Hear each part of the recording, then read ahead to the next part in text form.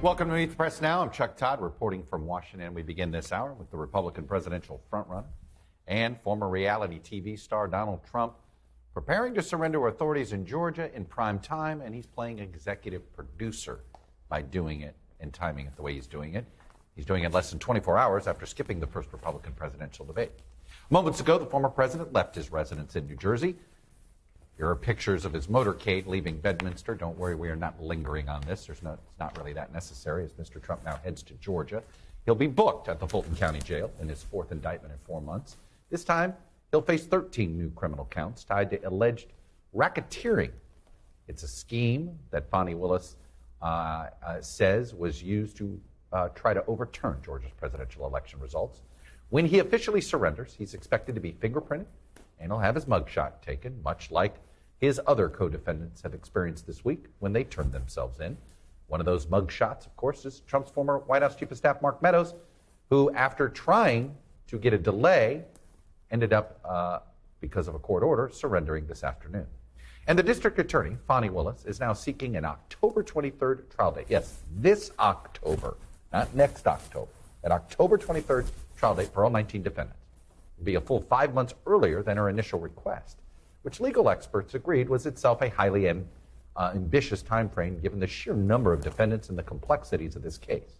So either way, the timing of Trump's surrender today is not a coincidence. The former president made his legal woes and the 91 criminal counts facing him a centerpiece of his primary campaign strategy.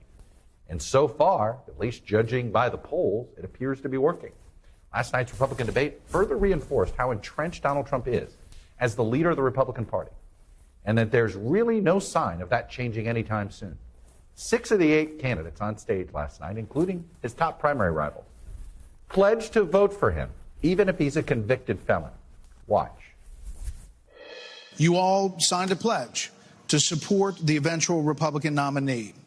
If former President Trump is convicted in a court of law, would you still support him as your party's choice? Please raise your hand if you would.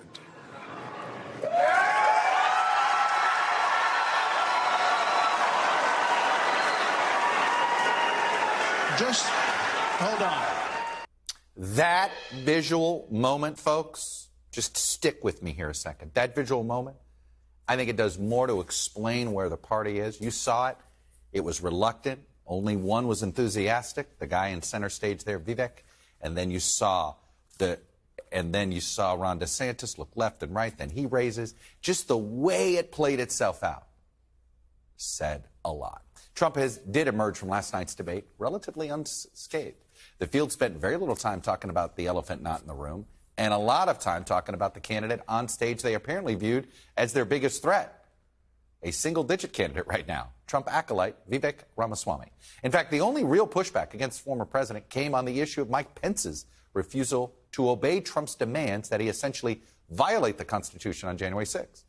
And even then, the top candidates seemed to downplay what happened. Senator Scott, do you believe he did the right thing? Absolutely. He did the right thing. Number one. Number two,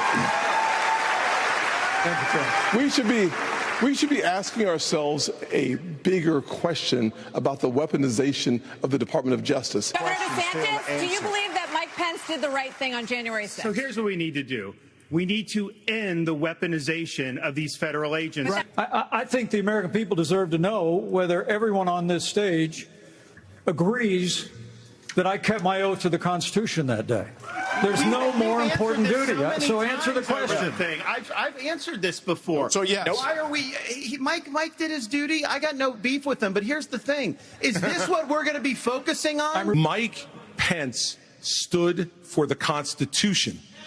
I do think that Vice President Pence did the right thing, and I do think that we need to give him credit for that. Happy to answer the question. Mike Pence did the right thing on January 6th. Over the course of those 2 hours, Trump was mentioned 23 times. Yes, we counted. Folks, every chapter of this saga, the indictments, the surrenders, the reactions, the debate, has somehow fortified the former president's place atop the polls so far. Joining me now, we have Gabe Gutierrez. He's outside the Fulton County Jail with what we can expect in the coming hours as Trump arrives. Garrett Hakes in Milwaukee. He has the latest from the campaign itself. So, Gabe, paint the picture down there. This is now becoming old hat for us in the journalism business and for folks even in Atlanta, since they've done so many of these in the last 10 days. What do you see there? Is it more media than outsiders? Are there protesters? Set the scene. Hi there, Chuck. Well, I'll set the scene here, and then we'll get to some breaking news that we're actually just starting to look at a new court filing right now. But let me set the scene right now, Chuck. Several dozen Trump supporters have been here throughout the day. We've seen a ramped-up security presence here. Former President Trump, as you may have mentioned within the last few hours, has posted on his social media site that he does expect to surrender here in Atlanta at 7:30 p.m. Eastern time tonight. And we have seen, even actually, Chuck, in the last minute or so, more sheriff's deputy vehicles, more police vehicles that have shown up here at the main entrance of the Fulton County Jail. There's a separate entrance where some of my colleagues are at, where we expect the former president to come in. He'll be fingerprinted, likely get a mugshot taken.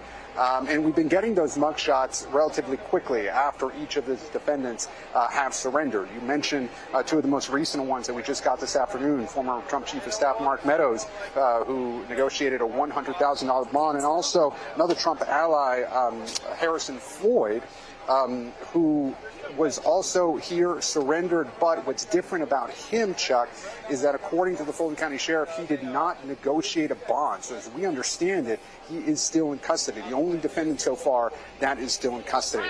Now, I want to get to the scheduling issue because I'm just looking at some court documents now that I'm reading live on the air. But this afternoon, you mentioned it in your introduction, Fani Willis was pushing for a start date of October 23rd, much sooner than she had initially called for, and that's less than 2 months from now. Incredible, and when you think about it, because many legal experts have said, just with such a sweeping case with the racketeering charges involved, no way they could get it done in time. Well, according to a court filing just now, a judge's order, there does seem to be a timetable set for that, as hard as it may be to believe, and I'm reading this for the first time. This is in the case of Kenneth Chesebro, a former Trump attorney, who was asking for a speedy trial, surprised many. And here is the schedule as I'm looking at this court document for the first time. The arraignment would occur on September 6, 2023, so just in a few weeks. Discovery would be due by September 20th, 2023. Motions by September 27th.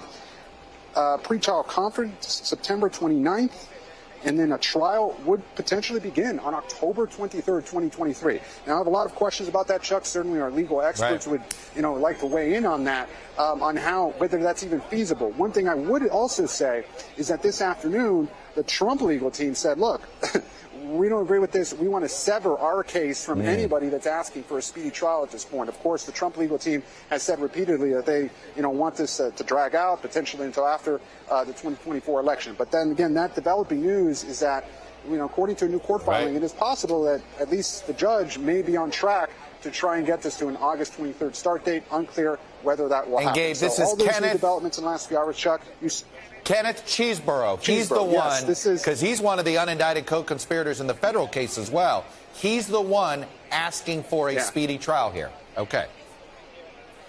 That is right. And that he asked for that in motion earlier this week, surprised a lot of observers, but he's the one asking for it. And now, it appears that, the DA called his bluff essentially and said, yes, we want it October 23rd, much earlier than anticipated. And this all comes as, again, we await the former president's surrender in prime time tonight, Chuck. Well, this should keep his Georgia legal team busy as they file all sorts of motions. Luckily, we have a former assistant district attorney from Fulton County that will be perhaps guiding us through what we're watching here in real time. Gabe Gutierrez, appreciate you bringing that to us right at the top there. Let me move over to the political side of things in Trump land, and that's with Garrett Haake. Garrett, look, he was an executive producer for his reality show. He's executive producing this. He could have turned himself in at 3 in the morning. He could have done it Wednesday. He could have done it Monday. He could have done it last weekend. He chose today. In fact, he's put it on his social media site, 7:30. It's almost like it's an event to watch. Yes? Oh, that's entirely right, Chuck. He drops it right in the heart of the primetime television news schedule here. It's a way to completely step on any bounce any of his rivals might have gotten out of this debate. I mean, you have a debate here hosted by Fox News. If you're one of these other candidates who thinks you had a pretty good day today, the quickest way to kind of slingshot yourself ahead would be to show up on those programs, which are now almost certainly going to be dominated by yet another Trump surrender in yet another state. This has been a fundraising boon for him in the past, although, you know, much like anything else, the sequel's never as popular as the original, and there have been diminishing returns here, although this would be the first one to be done in prime time, so perhaps they're shifting the strategy a little bit here. But it's just been the kind of consistent strategy we have seen from the Trump team to do whatever they can to block out the sun and make his rivals really have to earn it to get any kind of earned media or any kind of serious coverage when he can be so dominant in that field as well. Look, they had one goal last night, although the Trump team, Jason Miller did it with me. I saw Chris LaCivita, who's also a senior aide to the campaign, do it. Whatever the result of last night was, they wanted to declare the end of the DeSantis campaign. And there's a part of me that wonders, are you showing some fear here by trying so hard to declare the end of it? Yeah, look, they've been writing this political obituary for months for Ron DeSantis, who has certainly had a rough couple of months, but refuses to just roll over and die. And I think, you know, the Trump campaign was very quick to declare this the end of his campaign last night. But I've talked to some Trump allies who don't agree with that assessment when they're being candid about it, saying that he had a perfectly fine night, not enough to sort of change the overall dynamics in this race. But DeSantis isn't going away. And I think it is a tell here for the Trump campaign that they see DeSantis as the only person with the political legs and, frankly, the money to go the distance against him in a race. Now, obviously, DeSantis is still a long way back, but killing him off is going to remain job one for the Trump political organization here. They can sort of squash him and then be ready for the next thing. But I don't think last night ended it. And, frankly, you know, Chuck, from voters I've spoken to here today in the Milwaukee area and kind of the suburbs out here, they think DeSantis did just fine last night. I don't think anything changed the dynamic overwhelmingly. We're going to muddle on in this space for a while. Well, and what do they think is a good financial, you know, each one of these arraignments has actually had diminishing returns from them. Are they hoping to goose it a little bit? And is that why we've gotten a little more of an orchestration around this one? Well, look, we've had significant orchestration around each of these, Chuck. I mean, really from the jump in New York. But you're right. Around New York, it was something like $13 million over the course of the week between indictment and arraignment. Obviously, in Georgia, this plays out a little bit differently. Donald Trump might not be back in town for the arraignment. It's the kind of thing he could presumably do remotely. So they get one bite at the apple here. And knowing that they have been seeing those fundraising numbers go down, the idea of trying this in prime time is, you know, a little bit of something different here. But whether that was kind of laid out, sketched out exactly as a fundraising strategy or not, I couldn't tell you for sure. Garrett Egg, still in Milwaukee for us. Garrett, thank you. So for more on what is going on right now with the district attorney, I'm joined by Darryl Cohen. He's a criminal defense attorney now. He's a former assistant district attorney from Fulton County. All right, Darryl, I'm trying to get everything straight here, with what exactly Fani Willis proposed. So we've got Kenneth Chesebro asking for a speedy trial.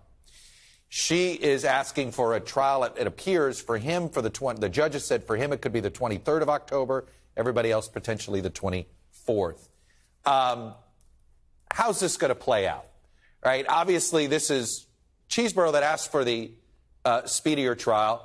Fani Willis is like, great, okay, here we go. What should we be looking for next? I think you need to look at a lot of roadside bombs. I don't see this happening in October. I don't see it happening in September. The fact that they filed for a speedy trial surprises me, but every lawyer has his or her different view of how things need to go.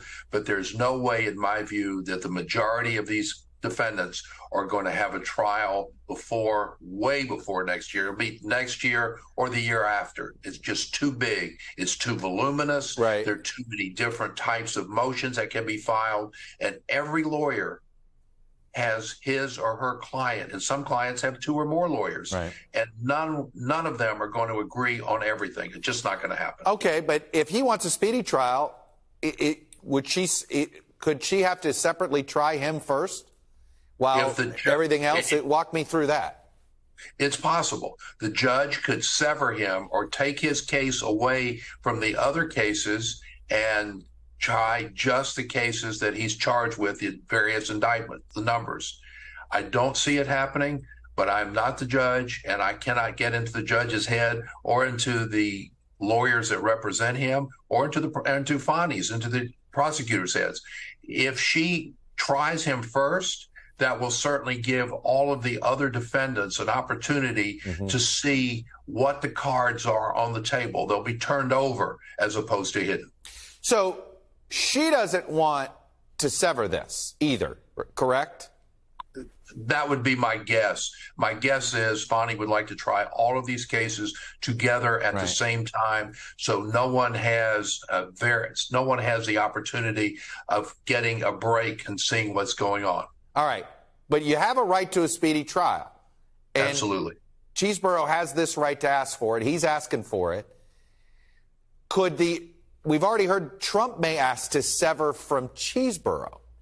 Now, how would that work? If Trump tries to sever from Cheeseborough, more likely than not, he would try to sever from all of the other defendants. And that is going to be a nightmare if one or more of these cases against Trump or the major players in this case have their cases severed. It could go on. These trials could go on ad infinitum from here till the end of time and maybe beyond. So you don't expect this judge, you don't expect the severing to succeed, do you? Not with Trump. I do not. I don't. What about with Cheeseborough? I don't know enough about what he is trying to do or why he's trying to do it, unless he's trying to say, separate me from all these people. I'm innocent. They're guilty. That's the only thing I can say. He'd have to flip. What you're saying is... Not necessarily. No? Okay. Not necessarily flip. But he could say, show me the facts. Let's go to trial. Bring it on, District Attorney's Office, because I'm innocent.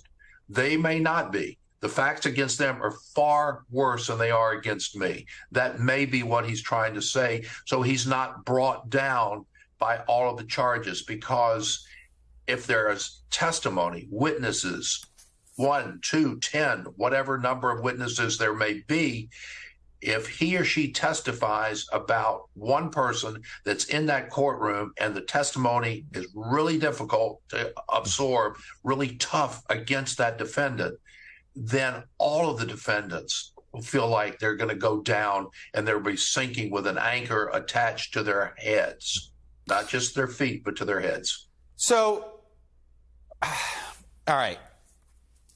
Who decides whether this gets severed or not? Is this all in the power of the current judge, or will this get appealed? If this judge says no or yes, whatever decision the judge makes, is there a place to appeal that decision? Absolutely. There's the Georgia Court of Appeals, and then if the ruling goes against whoever it goes against, they can then go to the Supreme Court, who has the right, the Georgia Supreme Court, who has the right to say yes or no, concur or no. And that in itself will take time. It's very unusual for that to be something that takes place very quickly. So let me just wrap up here. What Cheeseborough has done by asking for this severing, is it created more of a problem for Fani Willis or more of a problem for Donald Trump? I think more of a problem for Donald Trump, because Trump doesn't want this to happen quickly. Trump wants this to go on and have his lawyers and all the other lawyers put this case off for whatever reason, by filing motions and appealing the motions if they are overruled. But on the other hand, Cheeseborough wants to get it done, get it over with, get it done quickly, apparently, because I think he's saying that I'm not these people. I happen to be with them, but I need to get away from them. I'm not part of this. Leave me alone. Darryl Cohen, a former assistant district attorney for Fulton County, so really knows how this process works in and out, currently a criminal defense attorney. Appreciate you coming on and being our expert today. Thank you. Take care. Be well. Coming up, the fight for second, how Vivek Ramaswamy stole the spotlight from Ron DeSantis and the others at last night's crowded debate stage. Top polling candidate there managed to go unscathed, but is that a good thing? Did he actually wish he had been attacked? We're live in Milwaukee next. Plus, the view from Republican voters who were watching the debate at home, and our own Shaquille Brewster, who was right there on their living room couch with them. You're watching Meet the Press now.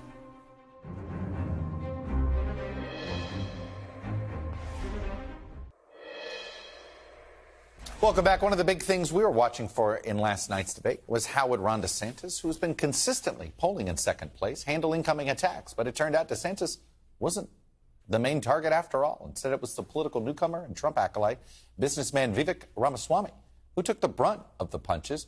11 separate attacks, according to an NBC News analysis. His rivals went after him on his record, or lack of one, and his views on foreign policy. Take a look.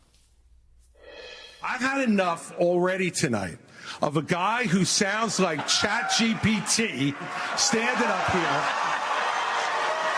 And the last person in one of these debates, Brett, who stood in the middle of the stage and said, "What's a skinny guy with an odd last name doing up here?" was Barack Obama, and I'm afraid we're dealing with the same type of amateur standing on stage tonight. Come over and give me a hug. Give me a hug just like you did to Obama. The same type of amateur. And you'll help elect me just like you did to Obama, too. Give me that the same type of amateur. Joe Biden has weakened this country at home and abroad. Now is not the time for on-the-job training. We don't need to bring in a rookie. We don't need to bring in people without experience. To go and defund Israel? You want to Okay, let me address that. I'm glad you brought that up. Go and give I'm going to address each of those right now. This is the false lies of a professional politician. There you have it. Under your watch, so the reality make America less safe. You have no foreign policy experience, and it shows. And you know what? You'll be surprised to know he's been polling in single digits. Right? Anyway, there were some substantive exchanges on some of the issues that will be key to the 2024 presidential race, including abortion. Here's former South Carolina Governor Nikki Haley and the former Vice President Mike Pence on the issue of a federal abortion ban. And I've been a champion for life in the Congress, a champion for life as governor and as vice president. And to be honest with you, Nikki, you're my friend, but consensus is the opposite of leadership. When the Supreme Court returned this question to the American people, they didn't just send it to the states only. It's not a states-only issue. It's a moral issue. So first of all, I will say it is in the hands of the people, and that's where it should be. But when you're talking about a federal ban, be honest with the American people. We haven't had 45 pro-life senators in over 100 years. So no Republican president can ban abortions any more than a Democrat president could ban all those state laws. Don't make women feel like they have to decide on this issue when you know we don't have 60 Senate votes in the House. And Dasha Burns joins me now from Milwaukee. And Dasha, it is interesting. We've spent a lot of time talking about Trump. We haven't talked as much about the debate for obvious reasons, given today is another arraignment day here. But here we are, day two. You know, Ron DeSantis, Vivek Ramaswamy, and Nikki Haley, they all are acting as if they think they accomplished something last night. What are they telling you? Well, look, I had a chance to talk to Vivek Ramaswamy right after the debate last night, and he told me that he wears those attacks as a badge of honor. He felt like he won the debate. Of course, that's what every candidate is saying today, right? But he felt like he got the heat from the, quote, establishment politicians because he's bringing in a new and a different kind of energy into this race. And that is why a lot of voters, frankly, are interested in him, are curious about him. And I think why a lot of those other folks on the stage kind of wanted to vote him off the island last night. They're looking at this guy saying, look, you don't have the experience that the rest of us do. Let's move on here. But he got the brunt of those arrows, which we were frankly expecting were going to go to Florida Governor Ron DeSantis, who came out of this relatively unscathed. He got to sort of stick to his talking points, a lot of stuff that we've heard on the campaign trail, but that's not necessarily a bad thing that he was able to repeat some of those things because a lot of voters are really just tuning in for the first time. So I think DeSantis accomplished what he needed to do, and I think Vivek accomplished what he needed to do as well. It was interesting that those were the two people that were sharing the center stage, right, because they have very different stories in this race. Vivek coming in a newcomer, nobody knew his name, let alone how to pronounce it. Florida Governor Ron DeSantis with the biggest name ID, and I do think those two had the moments that they needed to have. Now, it's where do they go from here, right? But when it comes to the Trump factor, Chuck, we talked about this a little bit last night. Look, this might have been a little bit of a missed opportunity for him, because I do think all of these candidates got to have a whole lot more time because he was not on that stage, and voters got to watch and see what a post-Trump political universe could look like, and the kinds of conversations like the one you just played about abortion that can play out that I don't know that necessarily would have happened had Trump been there. That's true, but we're about to have an event that's going to step on all of that in about 3 hours. Dasha Burns in Milwaukee for us. Dasha, thank you. My colleague Shaquille Brewster watched the debate with some self-described conservative voters in Waukesha, Wisconsin, one of the wow counties that we like to refer to them in Wisconsin. He joins me now to break down how voters viewed these candidates. So, all right, Shaq, we did this last night, but there's a lot of people that haven't seen it. So what were some of the main takeaways from the debate that you saw last night with this group of conservative voters? Well, Chuck, I'll just admit how unique and different this whole experience was. Instead of going to a watch party, this was in the living room of Republican voters, conservative voters here in this Republican stronghold of Waukesha. And it was interesting to just see what moments stuck out to them. I think my big takeaways are, number one, we talk about how much these debates are a real opportunity for some of those lower tier or less popular candidates. And that was the case. You heard many names. Many times they saw candidates who they wouldn't otherwise see, and they liked them. They wanted to hear more from those candidates. Number two, you heard a lot of people talk about Vivek Ramaswamy. There was a split on how much they liked him or whether they thought he did a little bit too much on that debate stage. And three, you really saw a split, and you understood the split over future Ukraine funding. I want you to listen to my conversation with this family right after the debate, and you'll hear all of those themes kind of playing together. Listen here. Quite honestly, I'm going to say this, and I would take any one of them over our current, crime family president that we have.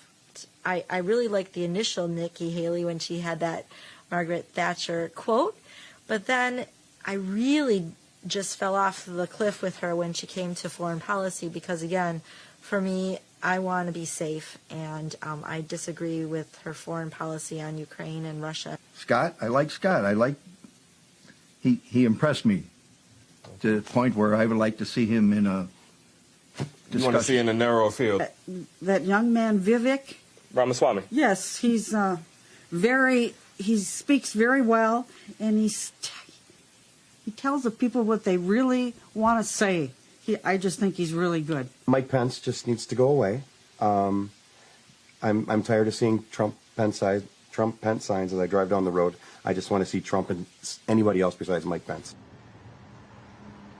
These are all voters who voted for former President Trump twice. They all say that they will not hesitate, or they wouldn't hesitate to support him again in a general election, but they are now interested in hearing more from those candidates who they saw last night, Chuck. You know, what struck me about your conversation both last night and hearing it again there is they're Trump voters that could be talked into somebody else, but they better be a lot like Trump, right? I mean, is that basically what we saw here? Because it feels like they're just looking for somebody. If you're not, if you're not enough like Trump, then I'll stick with Trump. No, you're on to something there, Chuck. And it's not necessarily the Trump style that they need or that they're looking for, but it's the perception of strength that they want. Whether or not you're talking about immigration, the strength at the border, or foreign affairs, strength with our allies and against Russia, they want to see that perception of strength that they feel from the former president. I want you to listen to one of the conversations with someone who I walked in, and he said, I'm 100% Trump. Listen to what he said right after when I asked him if anything changed after watching this debate. You said that you also are coming in supporting Trump? 100%, regardless. Has that changed at all? It has not changed. Why not? His experience, 4 years, former president. I just think that we need him back as a country. You really get the sense, Chuck, that there is a lot of lingering respect for the former president. They know the numbers. They know there's difficulties there for a general election, but they're not ready yet to pull away from the former president. To think that experienced outsider is not an oxymoron and that you could pull that off, but that's sort of what he seems to be saying there. Shaq, what a terrific group you and Kai put together. Kudos to the both of you. Thank you, my friend. Thank you. Thank you. Up next, former Vice President Mike Pence sounds off on January 6 abortion and the state of conservatism as Republicans debate the future of their party and the frontrunner's legal woes. I'll talk to Pence's former chief of staff, who's also a grand jury witness, next. You're watching Meet the President.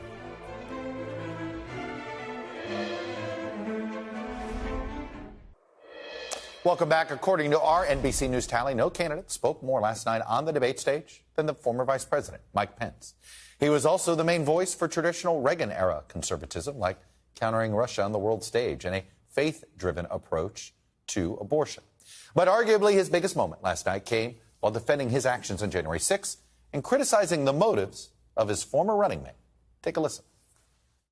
The president asked me in his request that I reject or return votes unilaterally, power that no vice president in American history had ever exercised or taken. He asked me to put him over the Constitution. And I chose the Constitution, and I always will. I had no right to overturn the election, and Kamala Harris will have no right to overturn the election when we beat them in 2024. Well, joining me now is Marc Short. He, of course, served as the chief of staff to Vice President Mike Pence, has been a senior aide to him for quite some time. Marc, good to see you. Chuck, thanks for having me. So I got to ask, you heard the boos. You heard others on stage not robustly support what the vice president did. I believe one of the candidates has no beef with Mike, was the line. That was sort of an interesting way to talk about January 6th.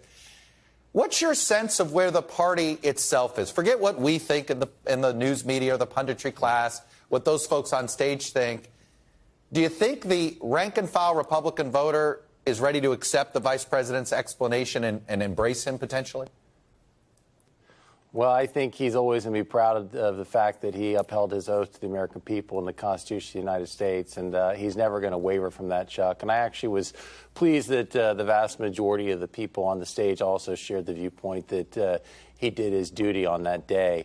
I think there's no doubt that many of Republican voters have been led to believe he had some magical authority to do something else. I think, as you heard him say, what we found most often is from Republicans say, so you think that Kamala Harris should have that authority in 2024 to just unilaterally reject Texas or Alabama? That it causes people to say, yeah, well, probably the vice president really doesn't have that authority, and nor have they in 250 years. And so I do think that the tide is turning a little bit on that, and I think it's still obviously there's plenty of people who wish that Donald Trump and Mike Pence had won re-election and want to hold out hope that something else could have happened. But I do feel like it's changing, Chuck. I really do. I'll tell you, though, one of the interesting things that I feel like is coming out in this turn towards populism on the right is I think about two of the issues that the vice president has real conviction on, right? National security when it comes what America's role should be, and on the issue of entitlement reform, for instance. And as you know, the populist movement basically says, we're not for any sacrifice, right? Everybody's afraid of any sacrifice, whether it's a sacrifice that we may have to do as a country to our defense to help a neighbor, to help somebody who shares our values in Eastern Europe, or when it comes to, hey, if we want this program to survive, we may have to raise taxes here or change the benefit procedure there. And it's a non-starter. And your guy is the conviction candidate. And I say this as an observation. I'm not trying to be negative or positive.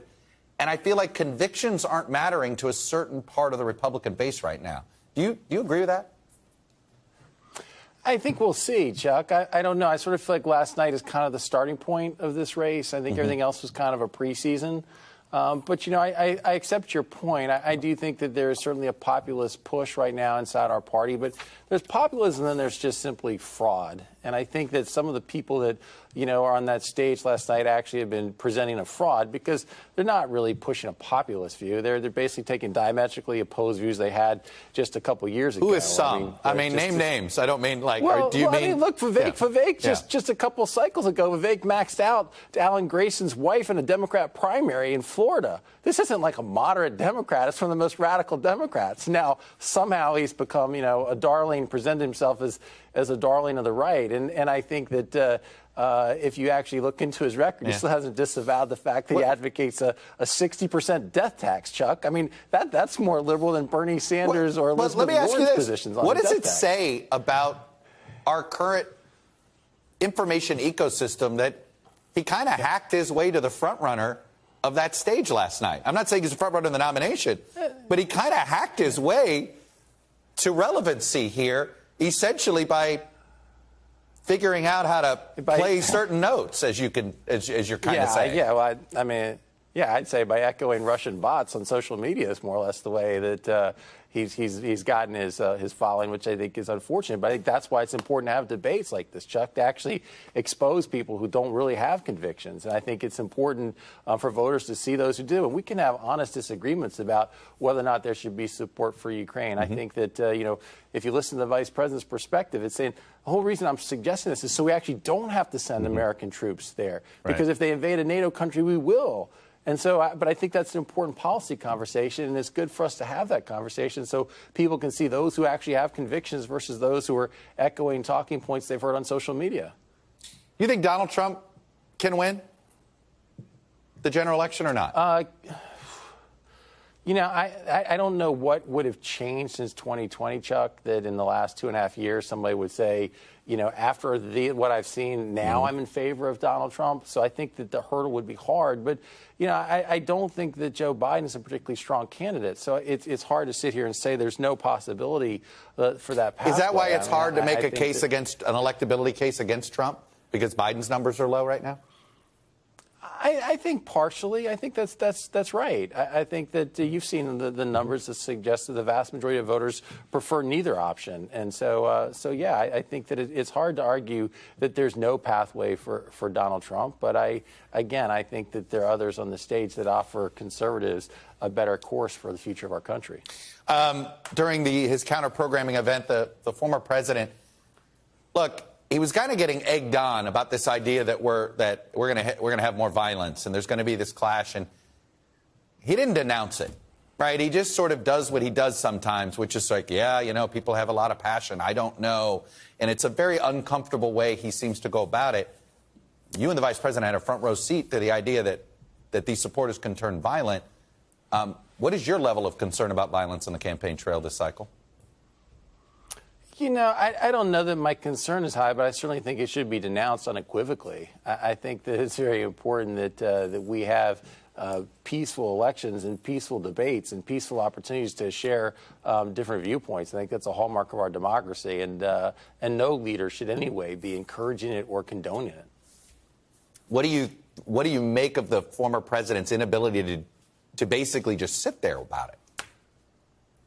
Well, I think that as tragic as January 6th was and the events leading up to it, I think perhaps the strongest indictment was that he did sit around and do nothing when there was violence at the Capitol. And so I think that's a strong indictment against his leadership or lack thereof. All right. Marc Short, longtime senior advisor to the former Vice President Mike Pence. Appreciate it.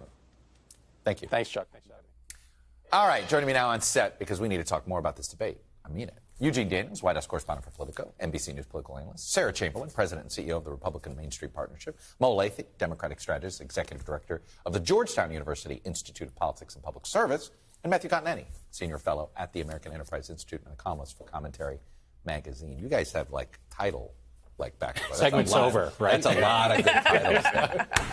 Matthew Continetti, you are sort of almost like a conservative historian. The best version of it. More than almost. Well, yeah. Reality. You have really carved this out. Where does Vivek Ramaswamy fit in sort of where conservatism was and is going? I think one takeaway I had from the debate last night, Chuck, was that this is a different Republican Party than before Donald Trump's arrival. History really did begin in 2016. It's a line of demarcation, isn't it? For much of today's Republican Party. Yeah. And you saw remnants of the pre-Trump party on stage. Yeah. But Vivek Ramaswamy can only really exist in the post-Trump party or in the Trump party. And so that's what he represents. He represents kind of the next iteration of MAGA-ism. Right. So, Sarah, if that was essentially what might have been the 2028 Republican primary debate, except Trump's still here. And I want to get it, Vivek's not going to be the nominee, right? I mean, it isn't, and yet everybody on that stage seemed to be obsessed with him. They were totally obsessed with him last night. He's doing very well in the polling. He's moved up to second. And I think his play is, does Trump really end up being the nominee? And I think that's really what's going on. He just wants to be the backup plan. He wants to be the backup plan. And he kind of knows it, right? And he kind of knows that, and he's comfortable with it. And you know what? In 4 years, he has huge name ID, and he runs when he's 42. Yeah, it's interesting. You watched that debate last night. You saw a couple candidates out there who were running for the Republican nomination. Vivek looked like he was auditioning for the role of Donald Trump's understudy in a play, right? If Trump calls in sick one night, I'm ready to step up, right? Yeah. And that's what you saw all night long. A lot of them wanted to take him out on the debate stage, Eugene. Are we going to start to see paid media? What are you hearing? I mean, look, he strikes me as a guy that couldn't withstand 2 weeks of negative ads. I'm sorry, I don't buy it. Yeah, I think that's right. I mean, I think the answer is yes, because what you see on the debate stage is usually a precursor to what's going to happen later. Usually. And they're kind of sick of him, right? Like what you saw yesterday was like they are personally disturbed by his presence, not just because they think he's doing well in the polls and that people are paying attention to him, because like you saw with Pence, with Haley, they don't like the fact that he doesn't know enough in their minds, that when they talk about foreign policy, he doesn't seem to have an understanding of how it all works. And I think that is what you're going to see as they move forward. Yeah. And I think he's going to take it as like, everybody hates me because people like me, and I don't know that that's the right answer. Did Ron DeSantis have a good night or not, Matthew? I think he had a better night than the conventional wisdom allows. Did he steal the show? Did he emerge as really the only alternative to Trump in this debate? He didn't. But he was not the victim of the pile-on, as many people expected. And so what that allowed him to do is basically deliver his canned answers in a way that appeals to Republican voters. And so on COVID, on education, on the border in particular, I think Republicans found a lot to like. You know, Mo, it struck me, Joe Biden didn't have a great first debate. And a lot of people were writing him off. And he's sitting here, and he was kind of aside. He didn't get involved in some of the main arguments until he was forced to. I mean, is DeSantis sort of taking a page from that? Like, hey, look, I don't want to take an arrow right now. I mean, history is full of people who flopped in their first debates and then went on to win right, at the end of the 100%. Day.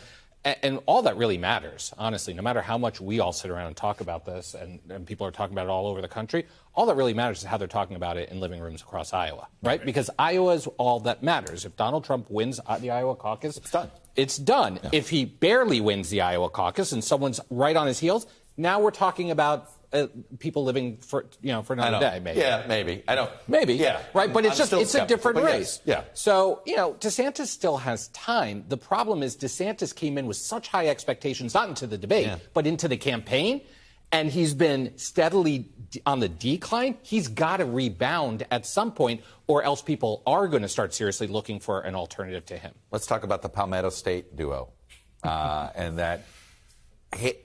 Nikki Haley, I thought, took a risk, Sarah, because she basically talked to independents last night. And she did. And I'm sure you were like, God bless her for doing that. I was cheering her But that's not always how you win a primary. That is very true. She ran a general. She was absolutely the general candidate last night instead of the primary candidate. She did a great job, though. I liked a lot of her comments. I think she's right on the abortion issue. And, the Margaret Thatcher quote, I laughed out loud. All my girlfriends were texting me like that was a great quote. She shined, and I wasn't sure she was going to. Eugene, if this matters, it means donors might come in and help her out. She's got a financial issue. Exactly. Are there some donors that are souring on DeSantis that might come over to Governor Haley?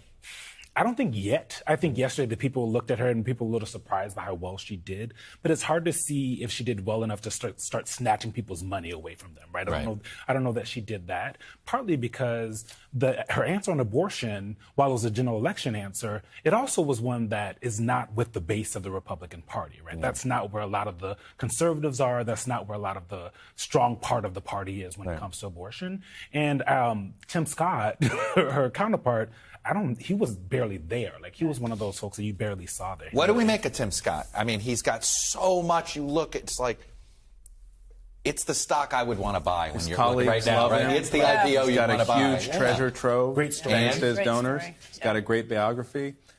And that's it. The big question for Scott... You say that about John Glenn. Yeah, well, by the way. But the big question about Scott going into for the past couple months has been, does he have something more? Does he have something not only substantive about what he would do as president of the United States, but does he have that fighting spirit that Republican voters crave in their candidates these days? Yeah. Neither of those things was visible on the debate stage last night. Yeah, that is. So, Team Biden looks at this and thinks, what?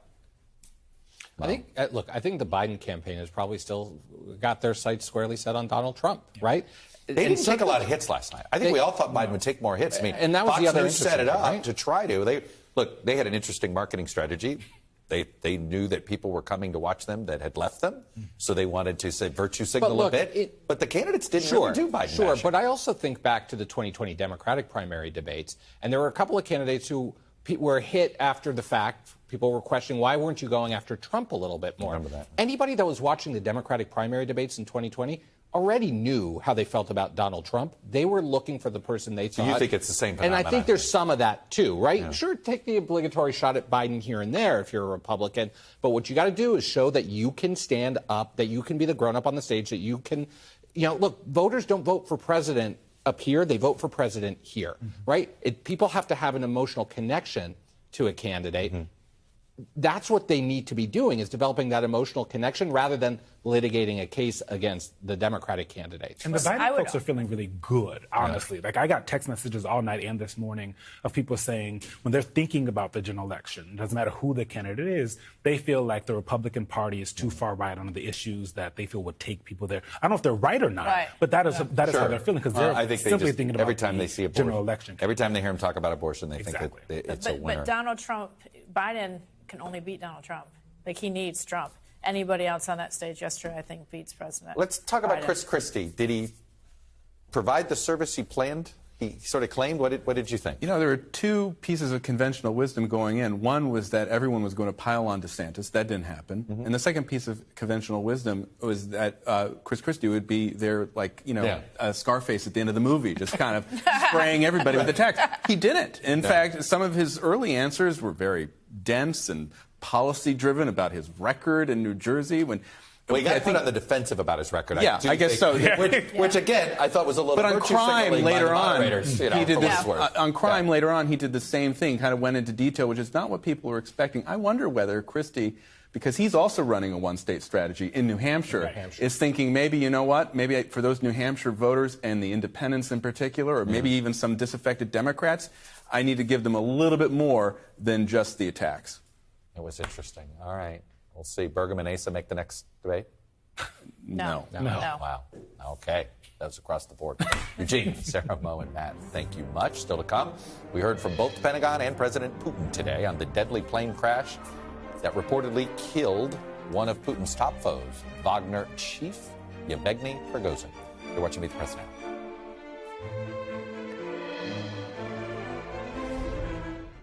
Well, our initial assessment is that it's likely Prigozhin was killed. We don't have any information to indicate right now.